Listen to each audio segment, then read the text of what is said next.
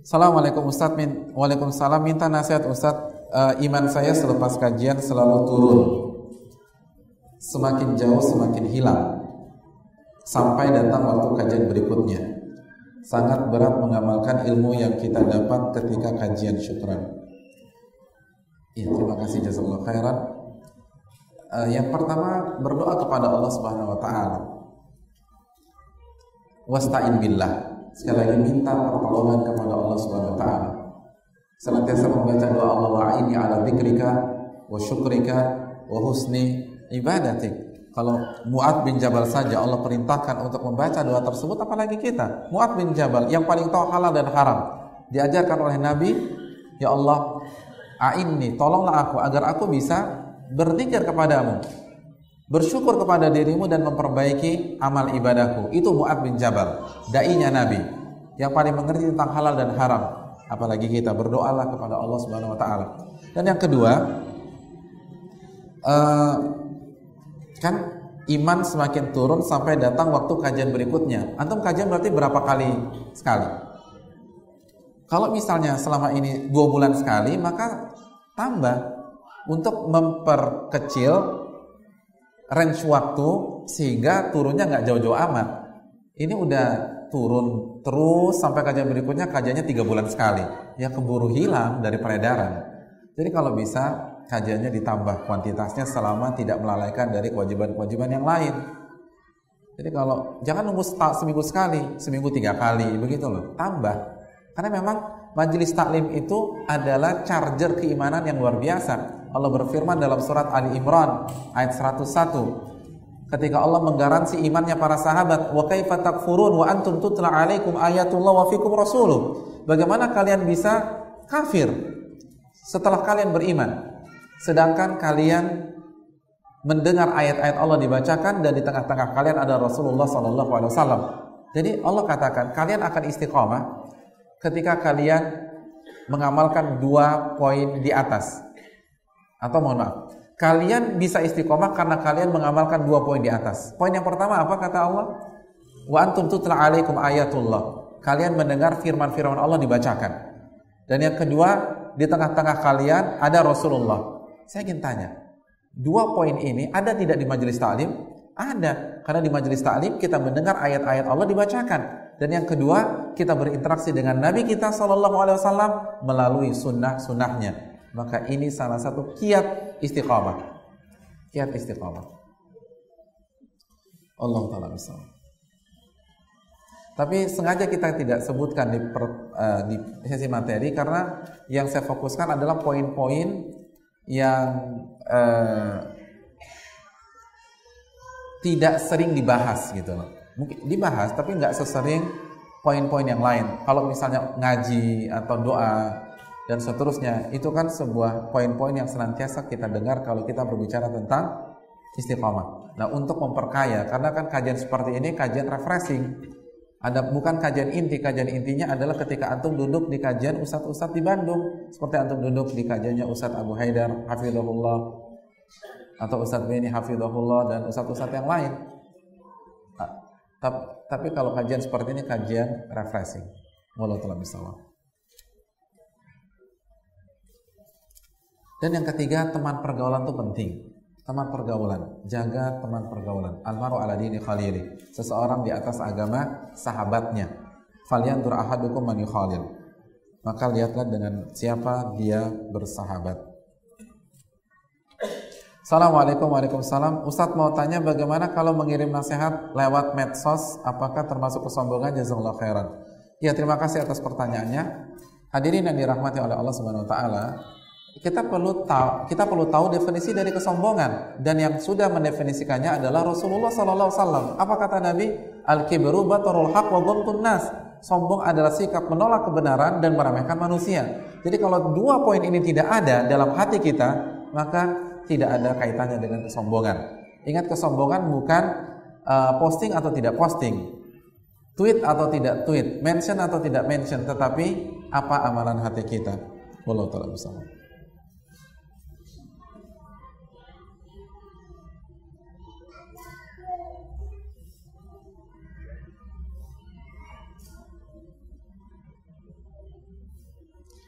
Ustadz, karena sedikitnya ilmu seringkali kalau ada orang yang memberitahu kita, kita malah ngeyel. Apakah ini yang disebut menolak kebenaran yang termasuk sombong? Ya, terima kasih Jason. Jawabannya iya. Makanya kan kalau poin pertama bisa kita tumbuhkan, kita tidak akan ngeyel.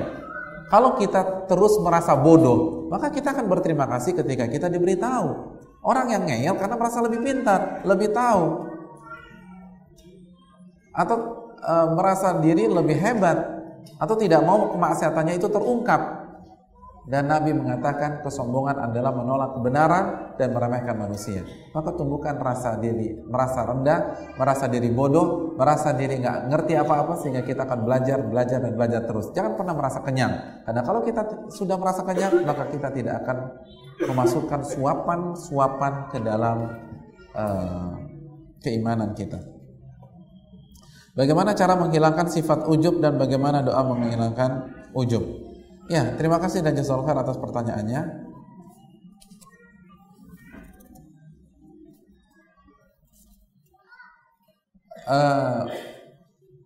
Masalah ujub perlu dibahas secara khusus, tapi singkat saja.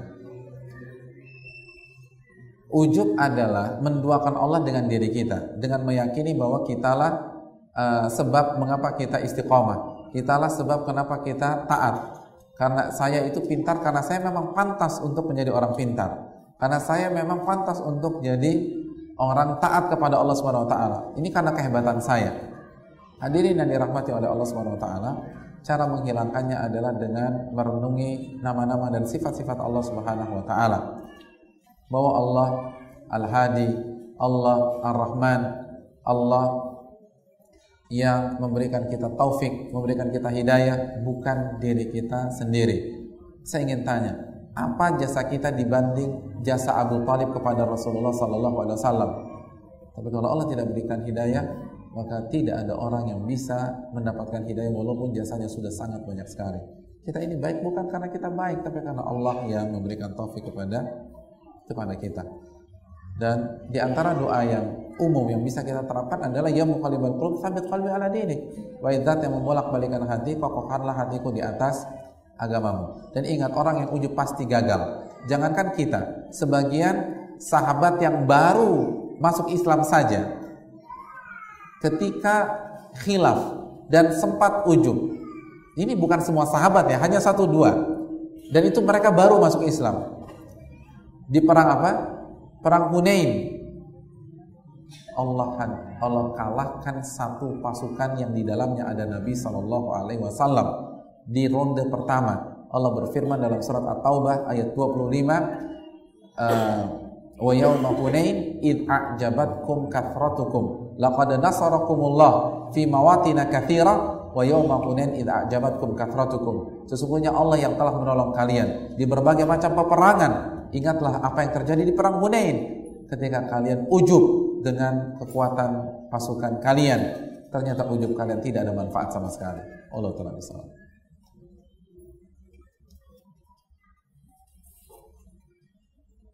Bagaimana hukumnya seseorang yang diberi hidayah namun dia kembali pada kondisi sebelum dia mendapatkan hidayah? Balasan apa yang akan dia dapatkan? Terima kasih jazakallahu khair. Sekali lagi sudah kita katakan bahwa orang seperti itu kufur nikmat. Karena hidayah adalah nikmat terbesar. Dan ketika kita sia-siakan, maka kita kufur nikmat tersebut. Dan Allah mengatakan wala in kafartum inna adzabi lasyadid. Dan apabila kalian kufur nikmat, azabku sangat pedih. Azabku sangat pedih. Ini adalah ancaman dari Allah Subhanahu wa taala. Dan yang kedua, hadirin yang dirahmati oleh Allah Subhanahu wa taala, apa konsep hijrah? Apa sebuah kaidah dalam masalah hijrah? Salah satu kaidah dalam masalah hijrah, kita tidak boleh kembali ke hal yang sudah kita tinggalkan dalam rangka hijrah kepada Allah Subhanahu wa taala. Oleh karena itu, coba antum bayangkan, Nabi saja sallallahu alaihi wasallam dan para sahabat al-Muhajirin ketika membuka kota Mekkah, tidak ada satupun dari mereka yang kembali tinggal di kota Mekkah. Padahal Mekkah adalah sebaik-baik tempat, sebaik-baik kota, sebaik-baik tanah. Kenapa demikian? Jawabannya adalah karena beliau dan para muhajirin sudah meninggalkan kota Mekkah dalam rangka hijrah. Sesuatu yang kita tinggalkan dalam rangka hijrah tidak boleh kita kerjakan lagi. Nabi dan para muhajirin boleh bermalam di Mekah atau sejenak di Mekah untuk umrah, untuk haji, tapi mereka tidak boleh tinggal kembali di kota Mekah karena mereka sudah tinggalkan dalam rangka hijrah. Kalau kota Mekah saja menjadi haram dijadikan tempat tinggal tetap saat pernah ditinggalkan dalam rangka hijrah, apalagi yang jelas-jelas maksiat. Makanya ada ulama mengatakan barang siapa yang kembali ke masa lalunya setelah dia berhijrah, maka dia mendapatkan dua dosa. Dosa yang pertama, dosa maksiat tersebut, dan dosa kedua, dosa ia mengerjakan sesuatu yang sudah ia tinggalkan setelah hijrah. Dan dosa kedua sangat fatal. Wallahu ta'ala bishawab.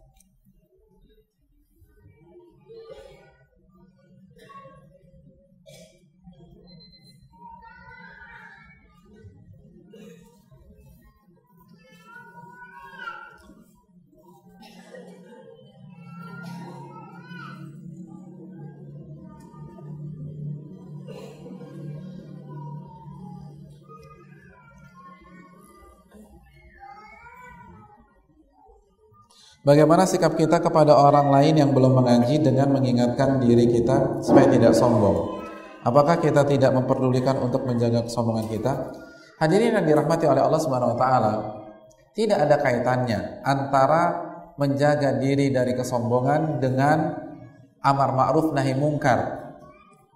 Maksudnya ketika kita menjaga diri kita dari kesombongan bukan berarti kita tidak beramar ma'ruf nahi mungkar, karena kembali pada definisi kesombongan. Definisi kesombongan adalah batarul haq, menolak kebenaran, wa ghamtun nas, dan meremehkan manusia.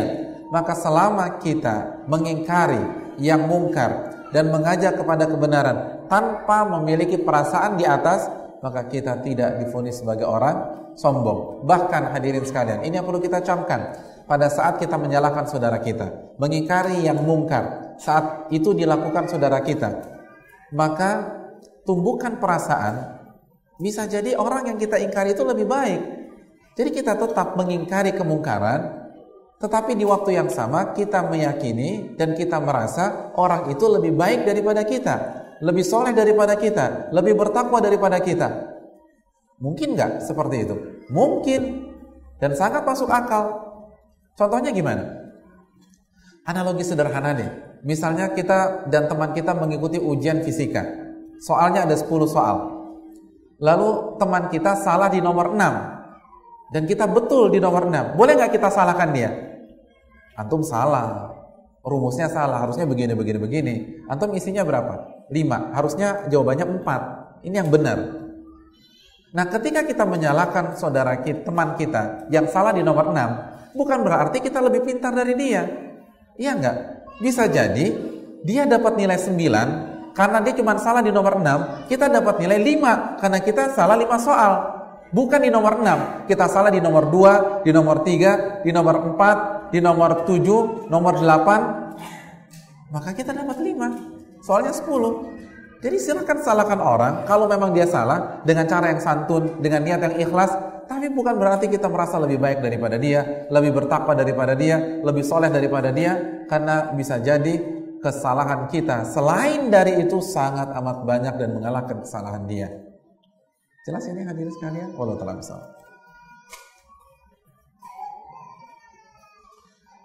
Bismillah, maaf Ustadz, jika seseorang telah mendapat hidayah, alhamdulillah, dengan mengenal manhaj salaf, namun kemudian baru sebentar ia berusaha untuk belajar dan menuntut ilmu syar'i, ia dapati ternyata ada perpecahan di dalam atau di antara persen-persen Ahlussunnah wal Jamaah. Apa yang sebaiknya dia lakukan? Apa sebaiknya dia lakukan?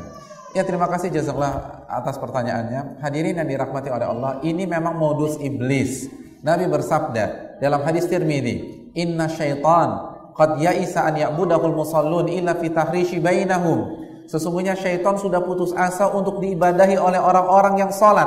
Di antara makna orang-orang yang salat adalah orang-orang yang bertauhid. Jadi syaitan putus asa diibadahi oleh orang-orang yang bertauhid.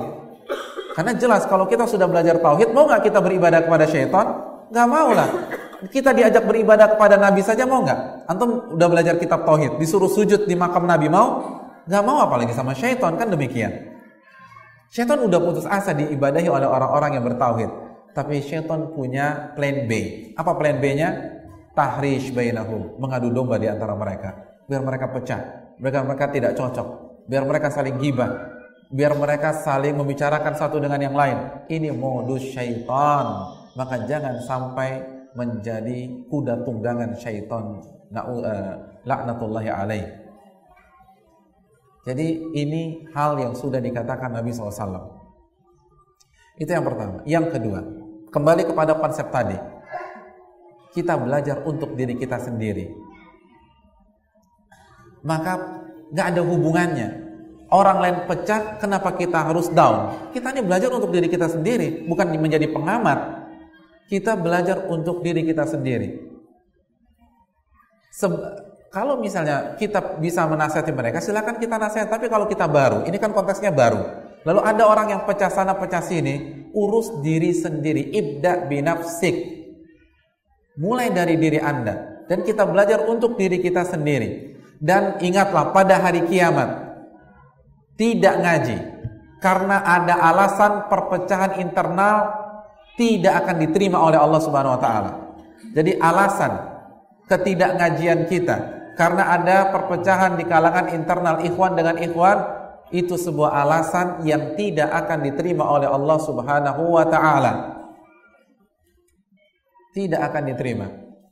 Tidak akan diterima oleh Allah Subhanahu wa taala karena enggak ada hubungannya sama sekali. Tidak ada hubungannya. Ini yang perlu kita camkan baik-baik.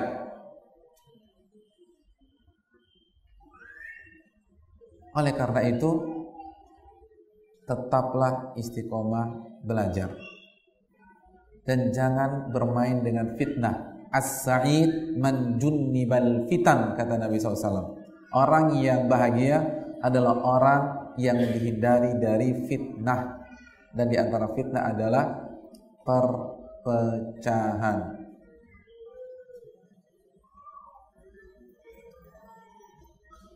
Ini yang perlu kita camkan baik-baik.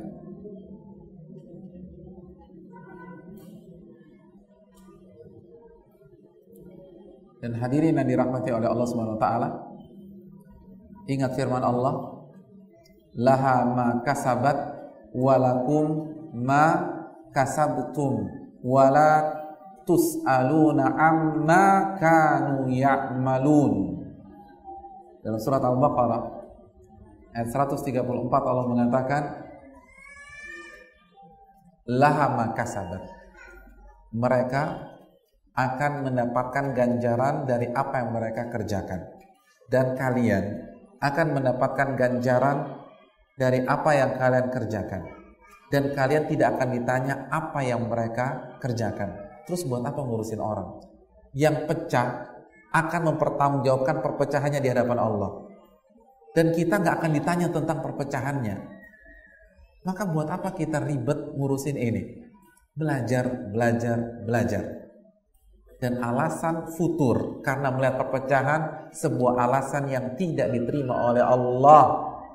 Karena wala tus'aluna amma kanu ya'malun. Kalian tidak akan ditanya tentang mereka. Wala taziru waziratu wizra ukhra. Seseorang tidak akan menanggung beban dosa saudaranya atau dosa orang lain. Dia perpecahan dosa dia, kita ngurus dosa kita. Kita ini belajar untuk diri kita sendiri. Itu yang perlu kita camkan. Maka fokus belajar dan tutup telinga dari fitnah. Kalau antum dengar fitnah dan antum nggak bisa dan antum tidak menasehati, tidak berbuat, maka antum baru saja mendengar ghibah. Dan hadirin yang dirahmati oleh Allah Subhanahu wa taala, kita perlu camkan masalah fitnah tidak boleh kita expose, karena itu dosa besar. Allah berfirman dalam surat An-Nur, walladzina yuhibbuna an tasyi'al fahishatu fil ladzina amanu falahum adzabun alim. Dan orang-orang yang suka mengekspos, mempublis hal-hal buruk, fitnah di tengah-tengah umat Islam, orang-orang bertauhid, maka mereka akan mendapatkan azab yang pedih. Kenapa demikian? Karena itu tadi, ketika fitnah itu dipublis, diceritakan, orang-orang yang nggak ngerti bagaimana menyikapi fitnah itu akan futur, iya apa enggak? Saya ini ngaji ini untuk tenang, kok jadi berantem sana, berantem sini, ngomongin sana, ngomongin sini, udah deh, malas ngaji Itulah sebabnya, di antara sebabnya kenapa Allah Subhanahu wa taala mengatakan tidak boleh dipublis. Walaupun bagi orang yang ngaji, Allah juga punya syariat, Anda tidak boleh mundur. Karena ini bukan untuk kepentingan dakwah. Ngajinya Anda bukan untuk kepentingan Allah, tapi untuk kepentingan Anda sendiri. Dan kita tidak ditanya tentang perbuatan mereka, sebagaimana juga sebaliknya. Wallahu ta'ala bishawab. Bagaimana strategi membentengi diri pada saat kita lengah dari serangan balik yang hanya butuh satu kali? Ya, terima kasih jazakallahu khairan. Sekali lagi, tingkatkan kewaspadaan. Terus istiqomah ngaji. Lalu berdoa kepada Allah sebagaimana tadi sempat kita singgung walaupun tidak banyak. Dan perbanyak doa dalam surat Ali Imran ayat 8 ya. Rabbana la tuzigh qulubana ba'da idh hadaitana wa hab lana min ladunka rahmah innaka antal wahhab. Rabbana la tuzigh qulubana. Wahai Rabb kami, janganlah Engkau memalingkan hati kami setelah Engkau memberikan hidayah kepada hati kami tersebut. Wa hab lana min ladunka rahmah, dan berikanlah rahmat dari sisimu. Engkau adalah Zat yang Maha Pemberi. Perbanyak baca doa ini. Minta keistiqomahan dan minta kelapangan dan keistiqomahan hati. Wallahu ta'ala bishawab.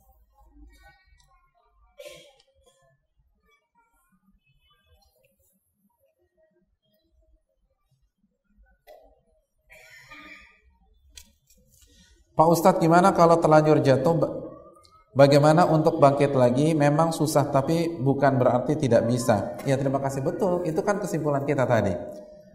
Makanya kita wanti-wanti jangan sampai jatuh lagi. Kalau sudah jatuh lagi bagaimana? Yang ada jalan kecuali bangkit lagi, walaupun itu lebih berat, walaupun itu lebih susah, walaupun itu lebih rumit dan tantangannya jauh lebih besar. Tapi selama matahari belum terbit dari barat dan nyawa belum ada di kerongkongan malam yughargir, maka pintu taubat masih terbuka. Dan Nabi mengatakan, atau Nabi menukilkan ucapan seorang alim, man yahulu bainaka wa baina taubat, siapa yang bisa menghalangi Anda dari taubat? Segera bertobat walaupun sulit, tetapi harus tunjukkan penyesalan yang begitu luar biasa. Lalu yang kedua, minta pertolongan kepada Allah. Dan yang ketiga, jangan jatuh ke lubang yang sama 3 kali, karena udah kelewatan kalau udah 3 kali.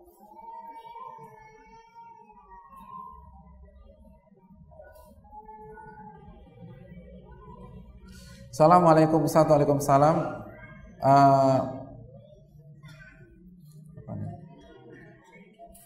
Apa sih? Anak perempuan paman anak tergelincir keluar dari Islam dan mengikuti agama suaminya Nasrani. Bagaimana cara mendakwahi anaknya agar dia kembali ke Islam? Anaknya apa dianya? Dua-duanya. Dan anak mohon doanya Ustaz agar dia kembali ke jalan yang benar. Iya, wafaqahallahu lima yuhibbu wa yarda. Wa Allahumma hdiha lil Islam. Semoga Allah memberikan taufik kepada dia dan memberikan petunjuk untuk kembali kepada Islam. Hadirin sekalian, ini PR penanya untuk all out, bicara lagi tentang masalah ini dan jelaskan konsep Islam dan bandingkan dengan konsep agama dia tersebut, karena pasti dan tidak diragukan lagi konsep kita lebih indah, lebih logis, lebih komplit, karena agama kita sebagai penutup agama Nabi Isa alaihissalam.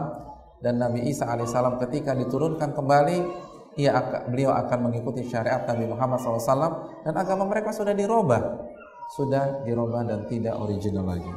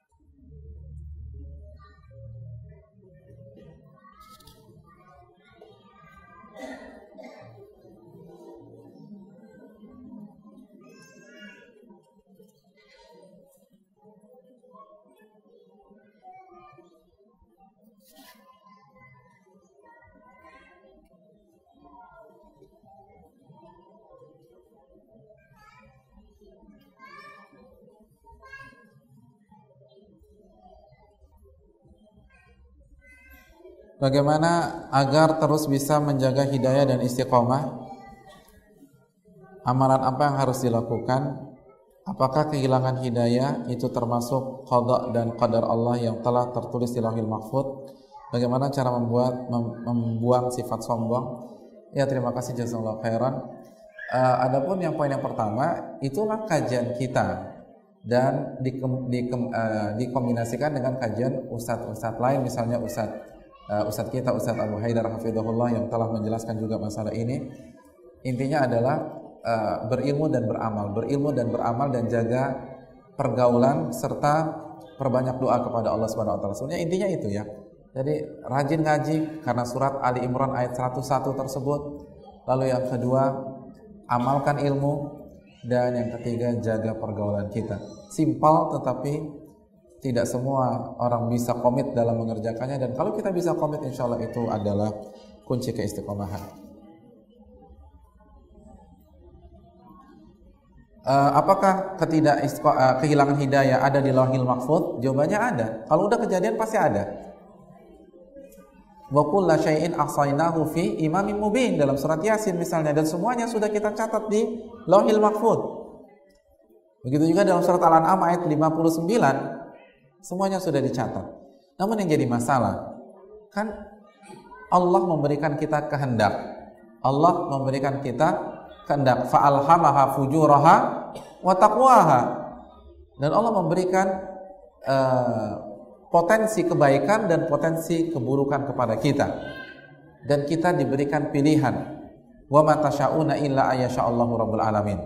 Dan apapun apa yang kalian inginkan tidak akan terwujud kecuali di-ACC oleh Allah Subhanahu wa taala. Ini menunjukkan manusia punya pilihan. Maka sekali lagi kita tidak bisa menyalahkan takdir Allah Subhanahu wa taala, karena Allah tidak menyikapi kita seperti seorang mayit yang bisa dimandikan dan dibolak-balik sesuka hati. Tidak. Kita diberikan kehendak, kita diberikan akal, kita didakwahi, dan kita diberikan potensi untuk beribadah sebagaimana potensi untuk bermaksiat, dan itu dikembalikan ke kita, dan Allah tahu apa yang kita pilih, dan Allah telah catat, dan Allah sudah tetapkan. Maka fala talumanna illa nafsah, janganlah mereka mencela kecuali dirinya sendiri.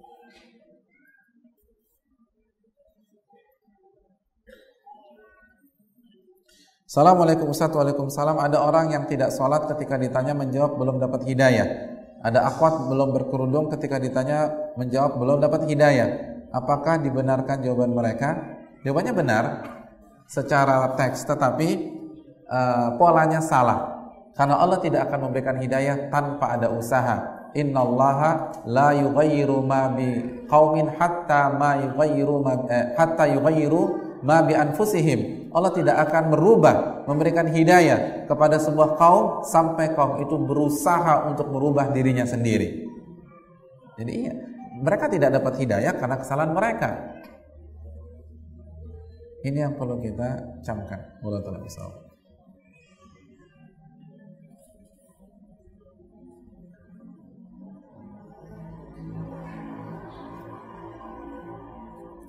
Assalamualaikum. Waalaikumsalam. Ustaz, bagaimana menghadapi serangan dari saudara-saudara yang belum paham dengan Al-Quran dan Sunnah dan masih mengamalkan kebid'ahan? Ya, terima kasih dan jazakallahu khair atas pertanyaannya.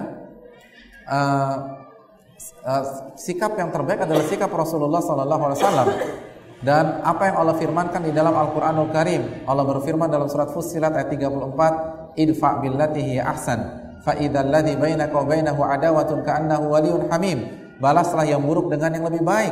Ketika kita diserang, jangan kita balas, tetapi kita sikapi dengan hikmah, dengan bijak, dengan santun. Fa idzal ladzi bainaka wa bainahu adawatun ka'annahu waliyyun hamim. Karena bisa jadi yang hari ini menjadi musuh besar kita, insya Allah dengan sikap bijak kita akan menjadi teman dan mendapatkan hidayah. Dia tersentuh, dia tertegun, dan dia menggapai hidayah tersebut. Dan memang itu berat, karena yang bisa melakukan itu hanya calon penghuni surga. Wa may yulaqaha illal ladzina sabaru wa may yulaqaha illa dzu hadzin azim. Tidak ada yang bisa melakukannya kecuali orang-orang yang sabar, dan tidak ada yang bisa melakukannya kecuali calon penghuni surga. Wallahu ta'ala bishawab. Ustaz, saya ingin bertanya, apabila kita menuntut ilmu pengetahuan atau ilmu dunia, apakah Allah akan memberikan jalan pintas ke surga juga sebagaimana kita menuntut ilmu agama? Terima kasih. Ya, jazakallahu khairan. Jawabannya iya, dengan dua syarat. Syarat yang pertama, ilmu agama kita benar dan terus kita pelajari. Karena kalau ilmu agama kita salah, nggak ada gunanya walaupun kita memberikan manfaat kepada miliaran manusia. Jadi ketika agama kita salah, maka nggak ada gunanya. Ilmunya Einstein di sisi Allah nggak ada gunanya. Waman yabtaghi ghairal islami dinan falan yuqbala min wa huwa fil akhirati minal khasirin. Barang siapa yang memeluk selain Islam, maka amalnya tidak akan diterima dan ia nanti termasuk orang-orang yang merugi. Jadi yang pertama, ilmu agama harus benar dulu. Ilmu dunia tergantung kepada ilmu agama kita, tapi ilmu agama tidak tergantung kepada ilmu dunia. Artinya orang yang ahli dalam ilmu agama, dia akan bisa survive walaupun dia biasa-biasa saja atau bahkan gak ahli dalam ilmu dunia, karena Allah yang jaga. Tapi tidak dengan sebaliknya. Itu yang pertama. Yang kedua, dia niatkan untuk memperjuangkan agama Allah, untuk memberikan kemaslahatan kepada umat Islam. Dan ini penting, karena hadirin sekalian, tidak bisa semua jadi ustadz, tuh nggak bisa. Semua masuk pondok tidak bisa. Karena Nabi yang mengatakannya. Nabi yang mengatakan al-mu'min lil mu'min kal bunyan yashuddu ba'duhum ba'dha. Seorang mukmin dengan mukmin yang lain itu ibarat satu bangunan, saling melengkapi satu dengan yang lain.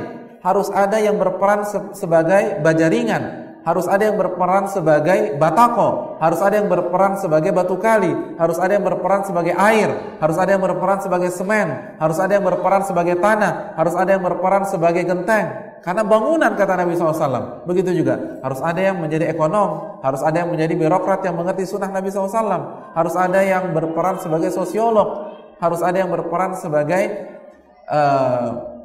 pejabat pemerintah yang memperjuangkan sunnah Nabi kita SAW. Harus ada yang berperan sebagai dokter dan lain sebagainya. Jadi itulah analogi yang diberikan oleh Nabi SAW.